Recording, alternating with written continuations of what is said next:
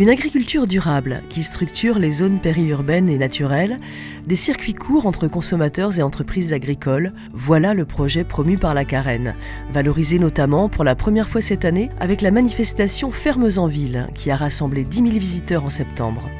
Autre action concrète, l'installation de 2 jeunes pépiniéristes au nord de Saint-Nazaire, dans la zone protégée depuis la création par la Carène du Péan, périmètre de protection des espaces agricoles et naturels. C'est familial, on va dire. Notre grand-père était pépiniériste grainetier à Rochefort-en-Terre dans le Morbihan et notre père s'est installé ensuite en 1982 à Molac. Alors le projet c'était de s'installer avec mon frère parce que donc, lui il a plus fait un diplôme dans le commerce. Moi j'ai fait un diplôme en pépinière.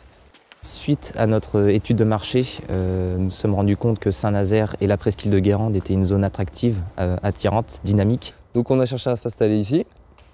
Ça a pris énormément de temps, ça faisait à peu près 3-4 ans qu'on cherchait des terrains. On a été mis en contact avec la Carène, la Chambre d'agriculture, les CUMA, les agriculteurs. Donc il y avait énormément de terrains libres, mais beaucoup de rétention de la part des propriétaires qui en fait espéraient que les terrains se vendent en constructible. Comme on est en zone périurbaine, les propriétaires cherchent à retenir les terrains et les vendre à des promoteurs immobiliers par exemple à un prix élevé. En tant que pépiniériste, nous on a besoin d'une superficie assez grande, on va dire, beaucoup plus petite qu'un agriculteur classique qui va faire des céréales.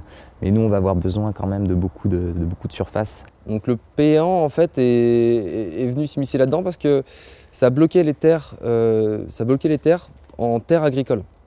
Et les propriétaires ont compris qu'en fait ils ne pourraient pas vendre les terrains à des prix constructibles. Donc du coup ça nous a permis quand même d'avoir un poids dans la négociation, d'expliquer aux gens que le Péan était passé, ou allait passer, donc les terres, ils ne les vendraient jamais plus cher, donc s'ils espéraient les vendre, c'était une opportunité qu'on leur offrait. Grâce au Péan, justement, le terrain est resté à des prix raisonnables, donc on a pu justement s'installer et créer notre exploitation.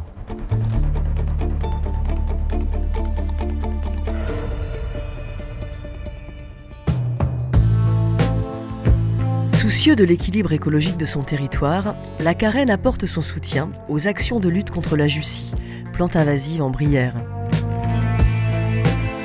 Voilà une petite plante qui nous cause bien des soucis. C'est une bouture de Jussie et c'est à partir de petits morceaux de ce type-là qu'on voit des milliers d'hectares, enfin il y a presque 1 millier d'hectares aujourd'hui d'envahis sur la Carène à partir de petits morceaux comme ça. La Jussie sur le territoire de la Carène a un potentiel de développement, si on la laisse faire, si on ne la maîtrise pas, d'environ 4000 hectares, c'est à peu près 30% de la surface agricole utile de la Carène.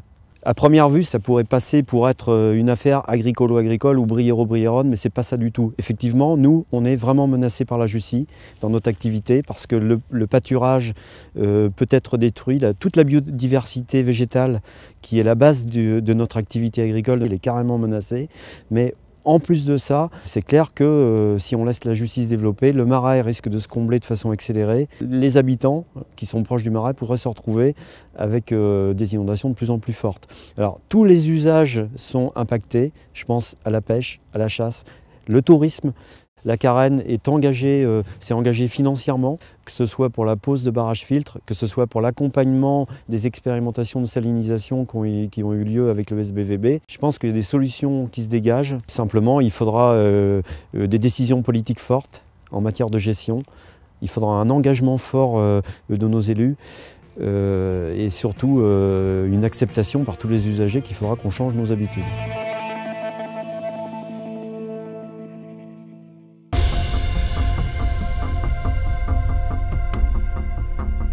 L'aménagement, c'est aussi la ville et les déplacements.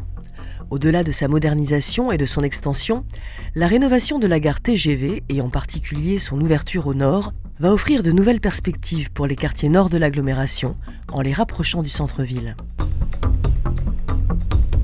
Le projet lié à la gare de Saint-Nazaire, on est à la phase des études opérationnelles, c'est-à-dire qu'on intègre aux études les résultats issus de la concertation préalable, où on est allé confronter les premières idées qu'on avait du projet avec la population.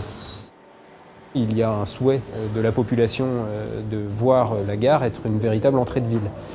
Donc les réponses que les maîtres d'ouvrage apportent, c'est effectivement une rénovation du bâtiment voyageur en termes d'image, c'est l'ouverture vers le nord pour que la gare soit plus transparente, ou en tout cas le plus transparent possible, et puis bien évidemment c'est permettre l'accès à tous dans des conditions confortables pour prendre le train.